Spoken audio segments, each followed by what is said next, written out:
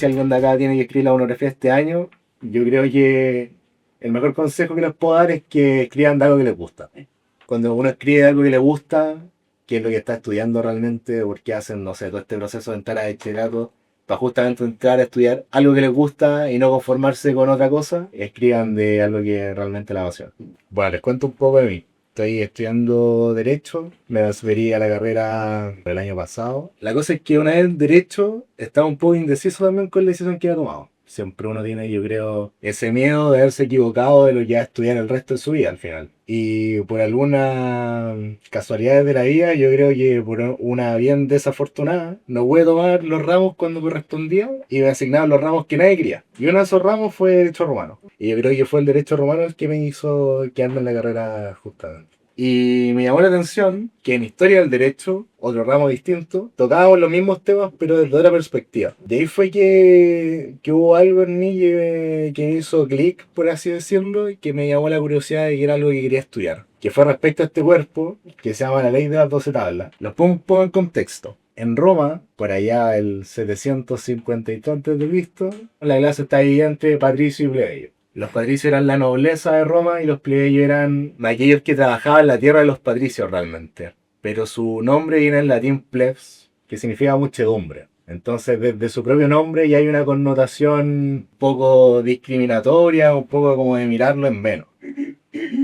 Llegó un momento en que los patricios eran los dueños de todo al final, o sea, eran los dueños de los fondos, de las tierras, tenían el poder militar, político, ellos controlaban todo. O sea, podía haber una ley que dijera, si un plebeyo roba una barra de pan, lo vamos a matar, y si un patricio roba una barra de pan, le vamos a dar una multa de 2 pesos. Y la cosa es que los plebeyos se empezaron a dar cuenta de eso. Se empezaron a dar cuenta y no puede ser que solamente por ser plebeyo, por un mismo hecho, me castiguen de una manera totalmente distinta. ¿Y cuál era el estándar de diferencia? Era la sangre solamente. Entonces ocurre un suceso que en la expansión de Roma se beca de avaricia. Y se expande mucho y llega un punto en que se encuentra con otro pueblo, empiezan a ejercer presiones el otro pueblo para acabar con Roma y ahí pasa la denominada lucha de órdenes. Los patricios se dan cuenta que eran muy menores números. Aponte, eran 50 patricios y eran 7000 plebeyos. Y ahí los plebeyos vieron su oportunidad. O sea, están obligados a darnos ciertas concesiones o si no, Roma se acaba. A raíz de eso, efectivamente lo lograron, obtuvieron ciertas concesiones políticas, jurídicas y sociales como la concesión de ciudadanía, el poder casarse, patricios y plebeyos, por ejemplo. Y una de las más importantes, como les dije, fue la formulación de las 12 tablas, que lo que hizo fue agarrar todas las leyes que dictaban los patricios de forma oral, de forma consuetudinaria, y fijarlas en un texto escrito. Y aquí viene la discusión. Yo cuando tuve el ramo de Derecho Romano, mi profe me dijo que la ley de las 12 tablas vino a igualar a los patricios y los plebeyos. Y un poco inspirar el principio de que todos somos iguales ante la ley. Sin embargo, cuando tuve el ramo de Historia del Derecho, mi profe dijo que la ley de las 12 tablas imponía una igualdad formal a los ojos que nos miraba la ley, pero no una igualdad material, que en la práctica se pudiera evidenciar. A mí me hizo un poco de ruido. O sea, la monografía aparte, señalando mi tesis, donde yo estoy un poco adherido a la posición de la segunda profe, diciendo que claro, es verdad que la ley de las 12 tablas significó un cambio en la sociedad romana, sin embargo ello no implica que patricios y plebeyos de un día para otro pasaban a ser iguales, sino que simplemente el derecho que estaba consuetudinario lo fijaron por escrito. No es nada más que eso. La principal tesis, o principal argumento, en verdad, para sostener esto, trata sobre el sistema de votación que tienen los romanos. No sé si han escuchado alguna vez que Roma tenía una democracia directa, donde eran los ciudadanos romanos quienes, un poco levantando la mano, decían yo quiero esta ley o no quiero esta ley. Y cuando se instaura la ley de las 12 tablas, se da la posibilidad a los plebeyos también de votar, ya que se les concede la ciudadanía a los plebeyos. Sin embargo, el sistema de votación deja de estar regido por el linaje y empieza a estar regido por el poder económico, por quién tiene más dinero. Porque si bien estábamos en un sistema de votación directa en Roma, se guían por centurias. Las centurias son un grupo de personas que se le asigna tal número según su poder militar, según su poder económico. La cosa es que se votaba en orden y se necesitaba mayoría simple, es decir, el 50% más uno. O sea, si votamos en orden, cuando se llega al 50%, ya no importa todo el resto que venga porque la ley se va a aceptar igual. Entonces, ¿qué implicaba eso? Votaban en un grupo, no sé, de 500 personas. Cuando ya votaban los primeros 251, ya la ley estaba lista. Y al ser un sistema que se votaba en orden, al final los ricos votaban primero que los pobres.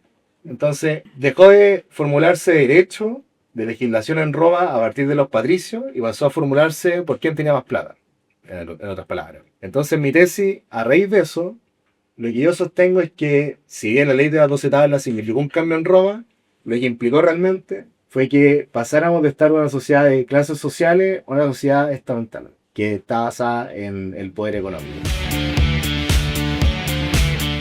Les voy a contar un poco sobre mi proceso, porque generalmente escribir la monografía es algo como súper estresante para los que están en segundo, que tienen que pasar los ramos y aparte hacer el ensayo. La verdad, yo estuve bastante estresada para saber sobre qué hacer. Y quiero decirles que es bastante simple, a fin de cuentas, cómo puede surgir una buena idea. Primero voy a preguntar, ¿alguien tiene mascotas acá? Levanten la mano, ¿quién tiene mascotas? Yo también tengo una mascota. Se llama Macachín, le digo Maki. Bueno, Macachín es mi mejor amigo. Y yo quería clonarlo. Yo pensaba que al pasar de los años iba a morir y no quería que muriera. Entonces se me ocurrió clonarlo. Pero bueno, la verdad eso no es como muy viable, digamos, porque en primer lugar es caro y no es muy ético. Pero lo que sí puedo hacer es asegurarme de que Macachín esté sano y feliz. De ahí surgió la idea de una conversación con mi papá de que yo quería secuenciar el Macachín, el genoma del Macachín. Nació la idea de hacer la monografía sobre secuenciación genómica y bioética, porque pensé que la secuenciación también podría servirnos a los seres humanos. Pero si es que no lo manejamos bien éticamente podría ser peligroso, porque el conocimiento genético es como una bendición, pero podría ser una maldición si está mal empleado. Entonces, podemos saber predisposición a ciertas enfermedades, pero ¿qué pasa con eso? Los seguros médicos sabrían que nosotros tenemos nuestro genoma y podrían utilizarlo en nuestra contra y no podrían como asegurarnos, igual que las ISAPRES, entre otras cosas. Y yo decidí como contarles esta historia para que vean que podría salir simplemente en una conversación tonta con su familia el tema de la monografía y que probablemente pueden relajarse un poco al respecto. Y como decía mi compañero, es importante hacerlo sobre un tema que nos guste y que nos apasione, porque la verdad yo soy muy ratita de laboratorio y me gusta la genética bastante, pero mientras a ustedes les guste se les va a hacer amena la escritura, porque a medida que ustedes se van informando al respecto, es súper como importante y feliz ver cómo va avanzando la cosa a fin de cuentas. Y bueno, los invito a leer el artículo si les interesa la ciencia y si quieren saber más métodos de secuenciación.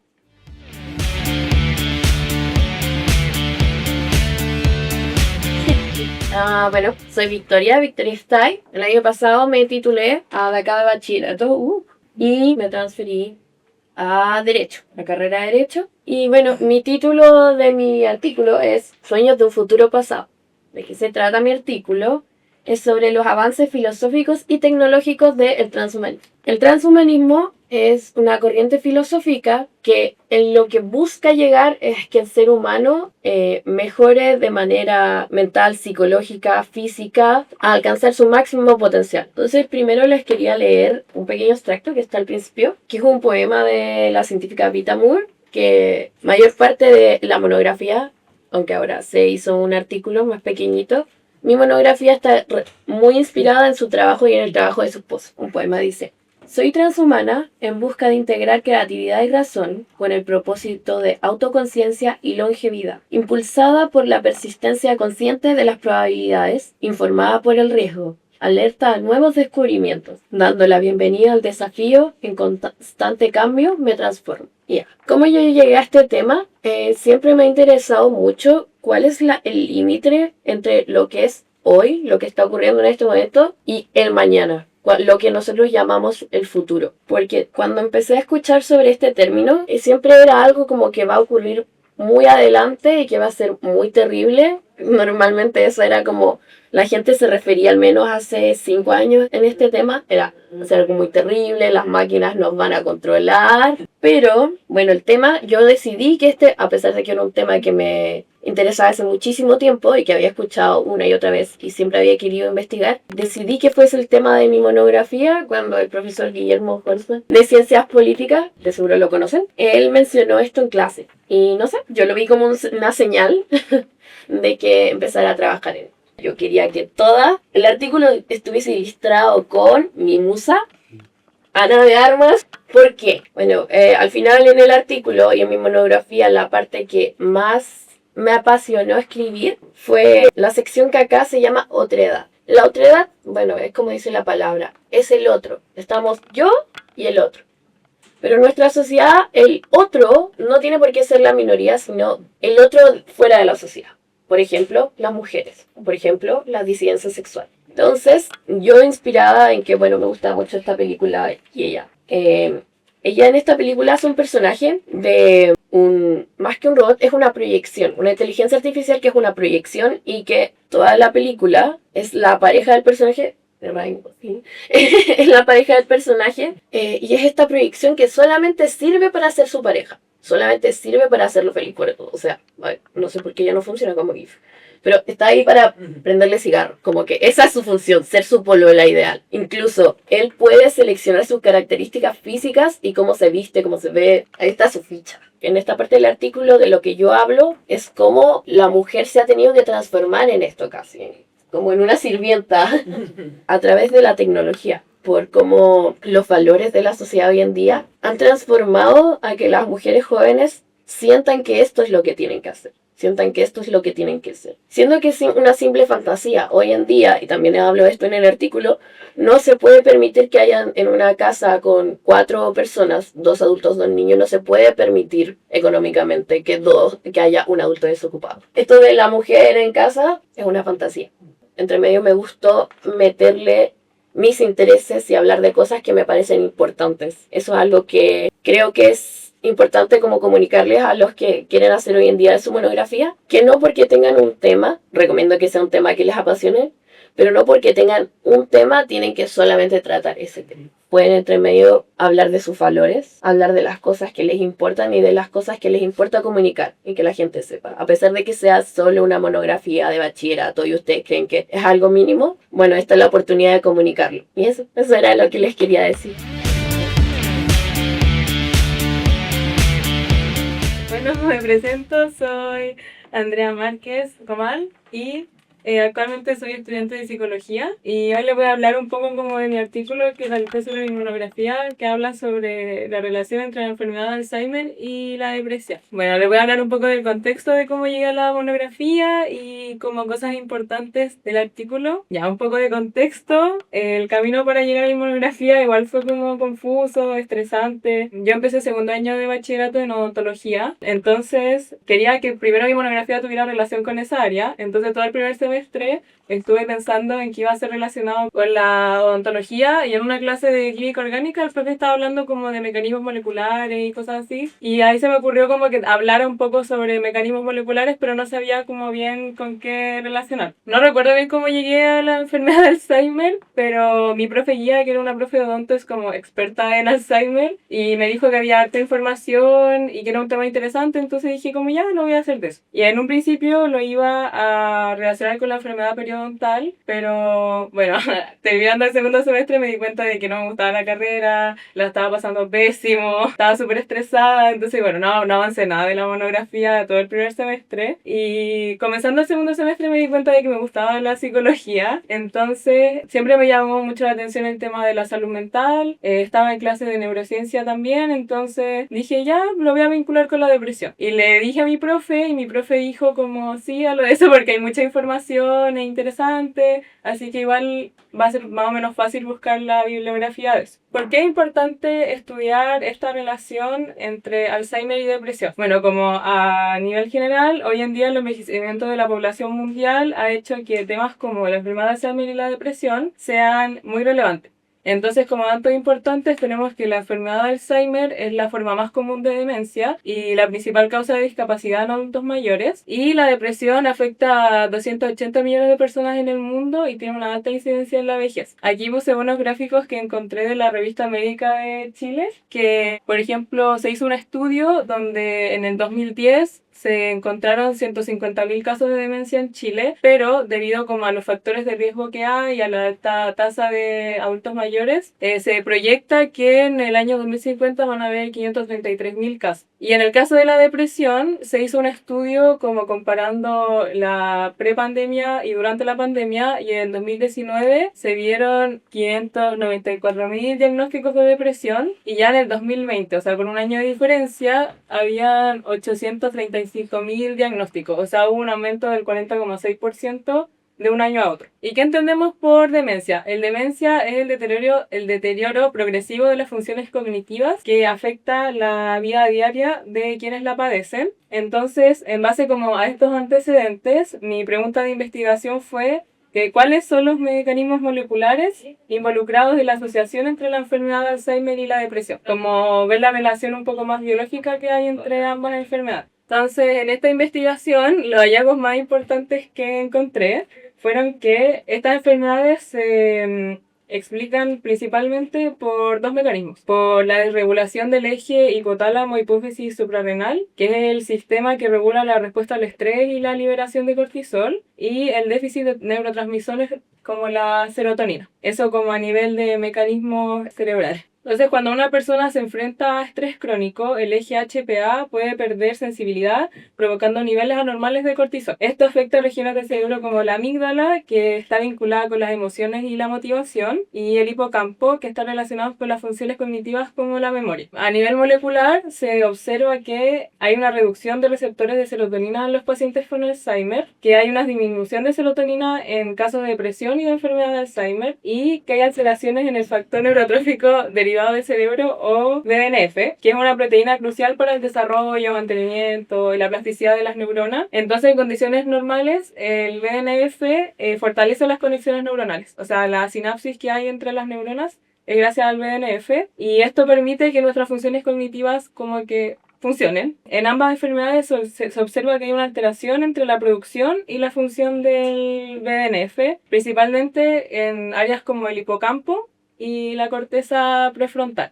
Entonces, estos procesos no solo agravan el deterioro cognitivo, sino que también el estado emocional, generando como un círculo vicioso entre ambos. O sea, la depresión es tanto como un factor de riesgo, por ejemplo, para el Alzheimer, como un síntoma del Alzheimer. Entonces, aquí, por ejemplo, saqué unas imágenes de la clínica Mayo. Se muestra el cerebro como normal, sin enfermedad de Alzheimer, que se ve toda esta parte roja son como la actividad metabólica que tiene el cerebro, y aquí en Alzheimer se ve como hay un deterioro y que todo esto rojo ya no está. Y en el caso de la depresión, acá en un cerebro no deprimido, esta es como toda la actividad cerebral que tiene un cerebro sano, que se ve que es como bien prendido, y en la depresión disminuye. Todo esto azul es donde no hay actividad. Entonces, como conclusiones generales a las que llegué, fueron que el estrés emerge como un factor común, que no solo conecta estas dos enfermedades, sino que es un riesgo mismo en la vida moderna, donde estamos muy expuestos como a factores estresantes todos los días. Respecto al tratamiento, algunos estudios sugieren que los antidepresivos ISRS, que son los inhibidores colectivos de la recaptura de serotonina, como la fluoxetina o la sertralina, que son los más conocidos, pueden retrasar la enfermedad de Alzheimer en pacientes con antecedentes de depresión, pero no hay como resultados como en verdad concluyentes. Es por esto que la prevención y las estrategias integrales que incluyan la salud mental, la actividad física y las políticas públicas son cruciales para enfrentar estas enfermedades, porque hoy en día no se sabe bien cómo se puede tratar cuando ya están, pero sí se sabe cómo se pueden prevenir. Entonces, lo más importante es reforzar la prevención y sobre todo de los niños chiquititos. Entonces, en definitiva, comprender la conexión de la depresión y la enfermedad de Alzheimer no solo ayuda a entenderles por estas enfermedades, sino que a buscar maneras más efectivas de prevenirlas y de mejorar la vida de quienes están en riesgo.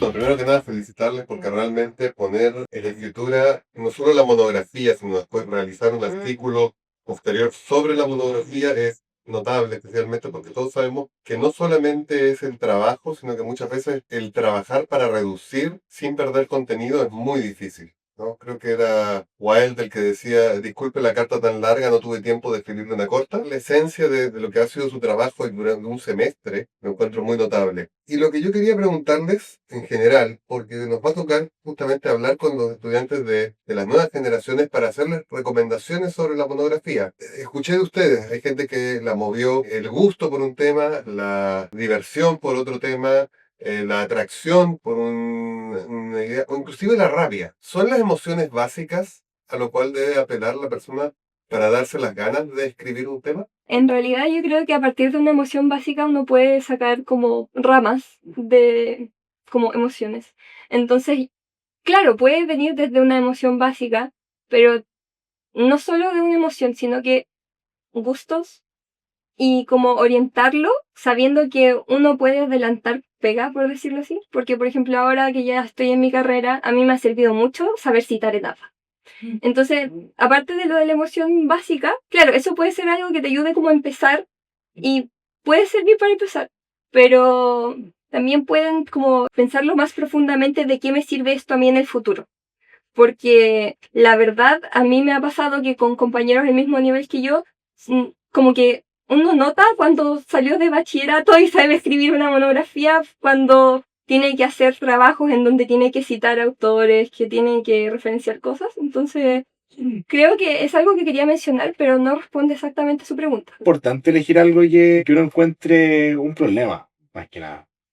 Como encontrar algo que no está bien o algo que tal vez queramos. O sea, obviamente, porque la monografía no va a cambiar el mundo, pero yo creo que al momento de escribir es importante que uno se mueva buscando un cambio. Al final, ¿qué es lo que yo quiero decir con lo que estoy escribiendo? No solamente exponer hechos, porque pueden buscar en internet en qué año se escribió la tabla o en cómo fue la guerra de los patricios y los plebeyos, sino qué es lo que tiene el autor para decir. Y sumado al proceso de escrituración, igual es bien tedioso escribir la monografía a lo largo de 1 o 2 semestres, mientras, claro, uno está en primer año de una carrera nueva, viendo temas nuevos, donde no va a estar acostumbrado. Entonces, yo creo que a los estudiantes que tienen que elegir un tema, sí tiene que ser pensando en algo que los mueva a escribir.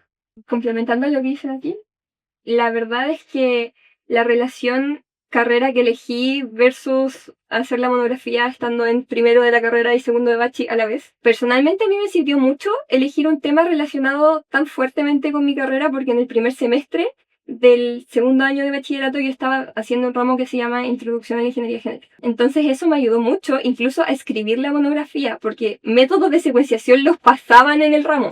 Entonces una recomendación es que, obviamente, si es que les gusta su carrera, idealmente, puedan apoyarse también de los ramos que están haciendo, porque de eso también les va a ahorrar tiempo y van a tener mucha bibliografía en los ramos para que puedan apoyarse. Bueno, con respecto a la pregunta, yo creo que igual todo lo que hacemos está ligado a nuestras emociones.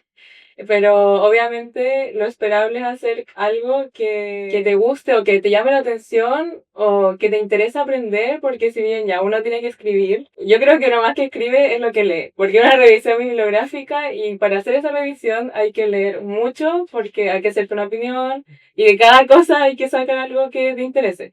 Entonces, considerando todo lo que uno tiene que leer para al final escribir, obviamente tiene que ser algo que te guste leer o que sea como más fácil de entender, porque si no va a ser una lata. Y si ya segundo año de bachillerato, sí la monografía es terrible. A uno le puede gustar mucho un tema, pero la idea también es que sea un tema que tenga información.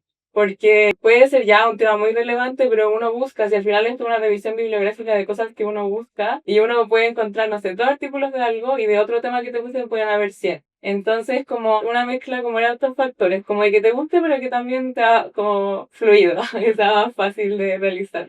Para cerrar, pero nada más con experiencia personal, también yo creo que al momento de elegir el tema sí influye en las emociones, pero hay que ver también por un tema de eficiencia de escribir el artículo.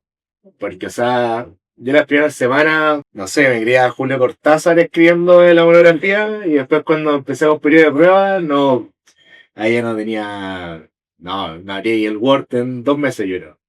Pero yo creo que al momento de elegir el tema sí tiene que ser algo que nos guste.